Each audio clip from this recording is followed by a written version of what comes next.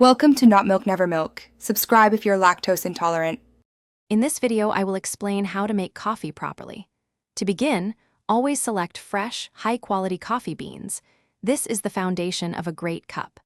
Grind your beans right before brewing to preserve their delicate aromas and flavors. Finally, use filtered water, as tap water can introduce unwanted tastes.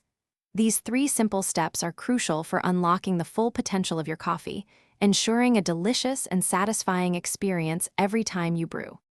Next, let's talk about grind size and water temperature. Your grind should match your brewing method. For example, a coarse grind for French press and a finer grind for pour over. The ideal water temperature is crucial, falling between 195 and 205 degrees Fahrenheit. Water that is too hot can scorch the coffee, leading to a bitter taste, while water that is too cool will result in under-extraction and a weak, sour cup. Precision here makes a big difference. Now, let's explore brewing methods and ratios. A widely accepted coffee-to-water ratio is 1:16 or 1:17, meaning for every 1 gram of coffee, you use 16 or 17 grams of water. This provides a balanced extraction.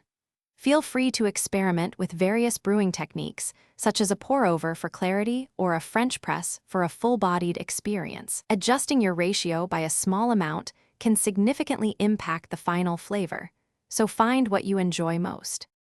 Finally, proper storage and timely enjoyment are key.